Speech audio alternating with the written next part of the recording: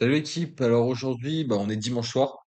Donc, comme tous les dimanches, je vais vous faire une petite analyse de mes paires que j'ai pu filtrer et que je vais attendre les setups cette semaine.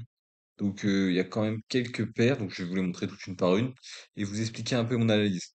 Moi, le but en fait de faire cette analyse de dimanche soir, c'est vraiment d'arriver le lundi matin et d'être prêt sur les marchés, de pas arriver le lundi matin et me dire oh bah qu'est-ce qui va se passer, qu'est-ce que je vais faire, qu'est-ce que je vais regarder, et en fait d'être dans le stress et vouloir prendre des trades qui vont me servir à rien au final. Donc j'essaye de faire mes analyses à chaque fois le dimanche soir pour être prêt le lundi matin et savoir quelle paire je vais regarder pour cette semaine. Donc dans un premier temps, on va commencer dans l'ordre. On a le NZD-USD. Ce qu'il faut savoir sur la NZD-USD, si on se met en weekly, on voit bien qu'on a une belle tendance de fond. On est venu dans cette zone-là. On a fait une belle distribution ici pour envoyer une baisse. Maintenant, il y a plusieurs zones. Il faut savoir pour moi, on a eu cette leg-là, cette leg-là et cette leg-là. Donc le prix il peut clairement revenir là-dedans pour continuer à tomber ou là-dedans. Donc pour l'instant, moi je suis dans cette zone-là. Je suis dans cette zone-là et voir si on a peut-être une opportunité. Ici, on est en train de créer une belle trendline. Donc si on a une cassure, potentiellement on pourra vendre. Pour l'instant, je reste attentif, donc on verra bien. Ça, c'est un setup qui peut se dérouler assez rapidement parce qu'on est quand même dans une zone. Le seul problème, c'est qu'on est quand même assez bas, mais on a fait une belle mèche de rejection et on est bien revenu aux 50% dans tous les cas. Donc voilà, NZD, USD. Ensuite, il y avait les JPY. Les JPY, ils étaient à prendre la semaine dernière. Il y avait des super opportunités, mais on a réussi à rien choper, donc c'est pas grave. Ils sont encore là. Donc là, ce qu'il faut savoir, si on se met en weekly, sur le GBP JPY, on a une belle liquidité à venir chercher ici. Et on a plusieurs zones. Donc on a potentiellement cette zone-là, une zone ici, ou même à partir de maintenant, il pourrait partir. Ça peut être intéressant parce que qu'est-ce qu'on a eu?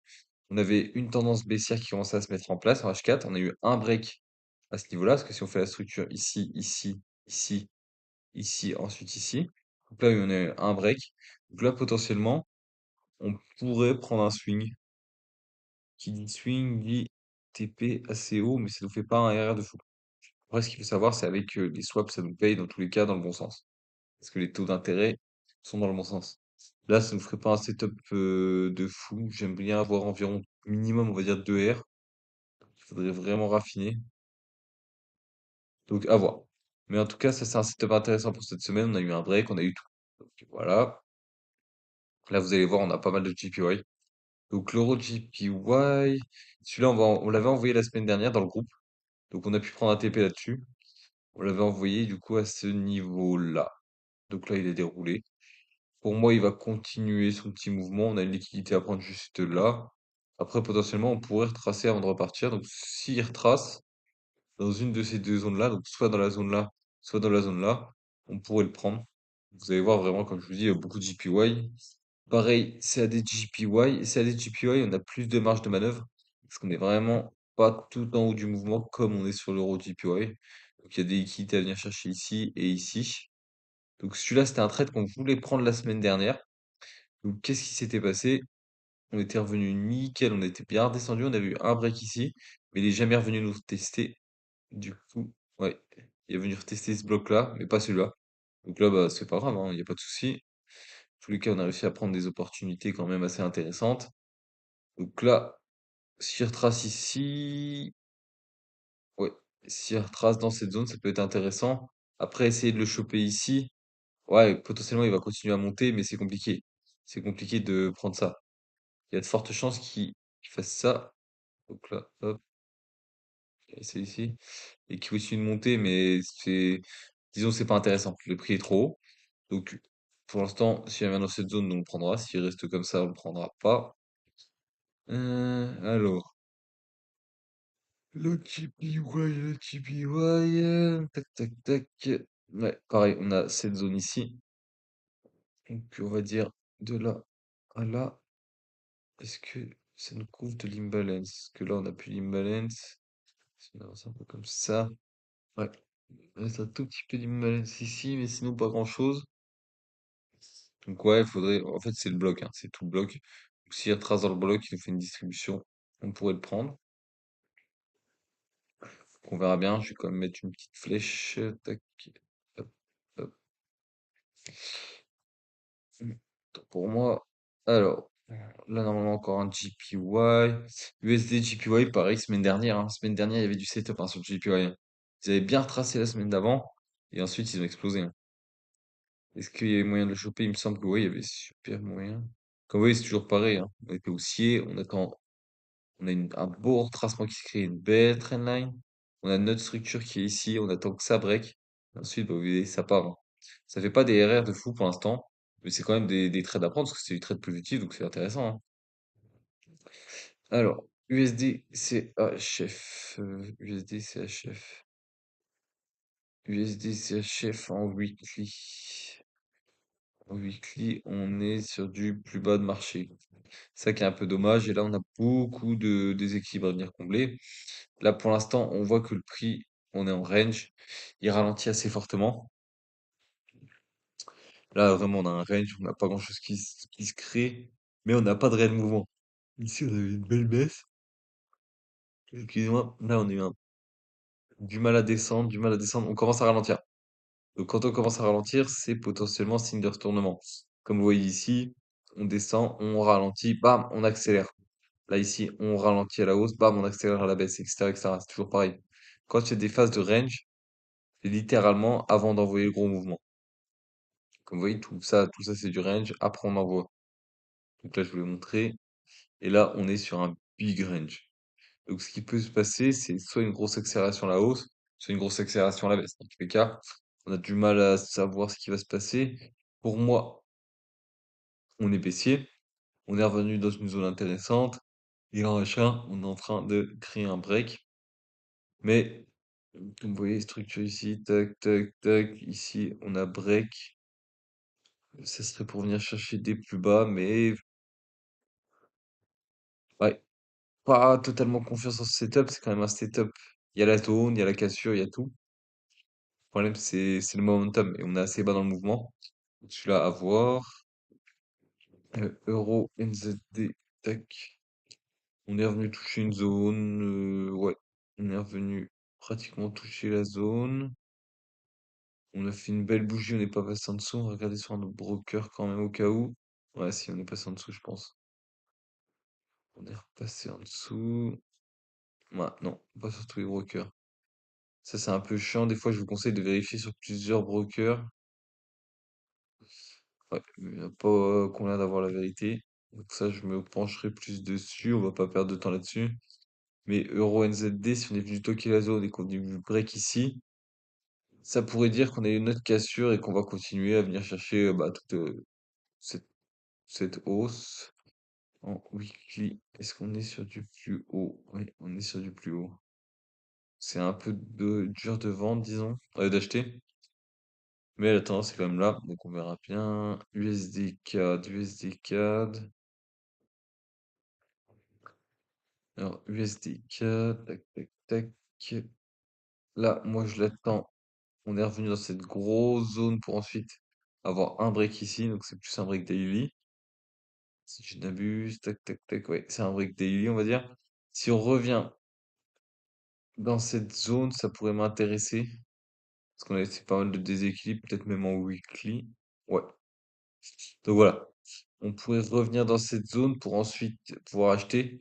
En fait, moi, j'ai du mal à le voir, ce setup. La seule façon de le voir, c'est j'inverse l'échelle. Et là, il m'intéresse beaucoup plus. J'ai plus facile à vendre qu'à acheter. Je sais pas, c'est le cerveau qui doit être fait bizarrement. Mais là, je vois plus le setup que si je me mets tac, comme ça. Donc ouais. Donc si je vous le laisse en inversé, là, on a bien eu notre break à ce niveau-là. Là, le dernier mouvement, il est ici. On peut faire attention aux equals, mais on pourrait revenir là-dedans, avoir une distribution, et pourquoi pas venir, du coup, si on se remet en normal, venir acheter l'USD CAD. Ça, c'est un setup potentiel. Après, là, comme vous voyez, de la marge, hein, parce que là, je suis en daily. Ça se trouve, le mouvement, il va mettre plusieurs jours, voire plusieurs semaines. Après, ça veut rien dire, hein, parce que on a beaucoup d'annonces cette semaine. Il me semble qu'on a les taux d'intérêt sur le CAD, on a les taux d'intérêt sur le GBP et on a les taux d'intérêt sur je sais plus quelle monnaie, mais on a pas mal d'annonces, donc il va falloir faire attention. Donc là, NZD CAD, ZD4, NZD4. Pareil, on est dans. C'est une paire qui range beaucoup, mais qui est quand même très largement baissière. Donc là, voilà, on avait une belle distribution ici, on avait plusieurs zones, celle-là et celle-là. On l'a pratiquement retoqué. On est venu retoucher ça, donc là c'est intéressant. Là, il y a un short à prendre, à voir. Soit on considère tout ça, soit on attend qu'il remonte un peu. Dans tous les cas, il faudra attendre une cassure, et la cassure, on l'aura bien. Ça, c'est une paire à surveiller de près. GBP AOD, GBP AOD dans le groupe. On avait attendu qu'on comble ici cet IPA. Une fois qu'il avait été comblé, on avait attendu un beau break et on avait pu prendre un achat du coup à ce niveau-là, juste quand il a retouché ce bloc-là et on l'avait close par ici. Là maintenant, à quoi on peut s'attendre? Revenir dans cette zone-là. Là, on est en train de prendre l'investment, faire une petite casse sur la hausse. Donc la casse sur la hausse, elle serait à quel niveau? Si on fait ouais, quelque chose comme ça, peut-être là, tac, tac, tac. Et nous, on rentrerait ici, à ce niveau-là, pour venir bah, target du coup les plus hauts. Pareil, hein, celle-là, je préfère inverser l'échelle. Et là, voilà, j'ai plus simple à la vendre. Bah du coup, ça fait à l'acheter. Mais ouais, il y aurait ça comme target et ensuite, bah tout ça, hein. Tout ça, c'est une super belle target, hein. Cette zone-là, cette zone de liquidité. Ça peut faire un très beau trade hein, cette semaine, hein. Du coup, on va prendre l'achat. C'est ça. Tac. On pourrait avoir un setup ici, hein. Ouais, après, c'est un setup qui va durer plusieurs semaines si on le prend ici. Si on se met en weekly, est-ce qu'il y a des big bougies? Ouais, si ça peut, si on a une bougie comme ça peut être super intéressant, ou une bougie comme ça, hein. Mais ouais, celui-là, c'est du setup qui peut être pas trop mal, hein. Donc à voir.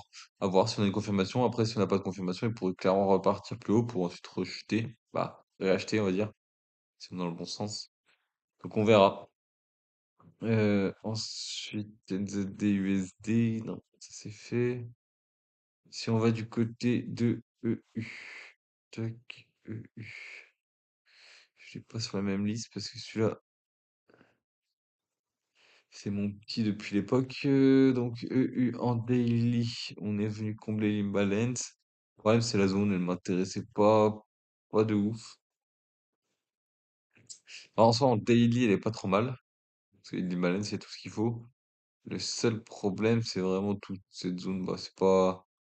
En fait, on n'a pas de réelle structure qui est propre, qui ressemble à ça, on va dire.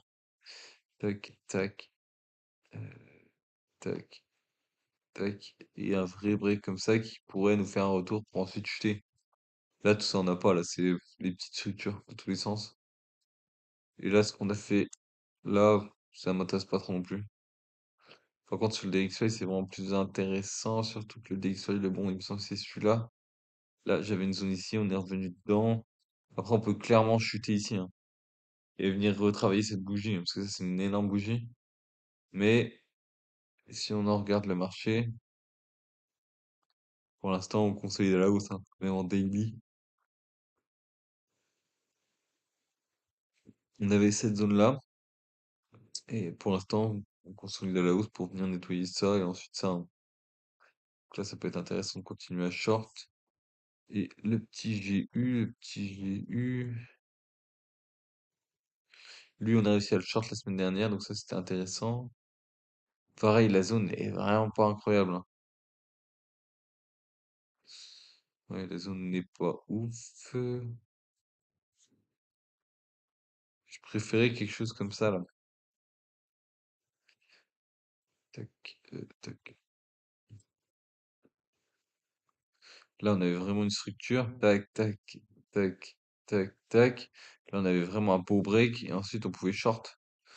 Alors qu'ici, c'est moins prononcé, disons. On est sur U, on n'est pas sur GU en plus. Tac. Mais voilà, c'est le même principe qu'ici, hein. Là, tac, tac, tac, un beau break. Ensuite, on shortait. Là, ici, il vient réagir là-dedans. Nous, ici, ça, on l'a pris, hein. Ça, on a vu clairement ici qu'on avait un beau break, qu'on l'a pris par là-dedans, et ensuite, on a bien short. Alors que là, ouais, j'ai eu, en fait, on n'est pas revenu dans la zone. Très faible ce GU.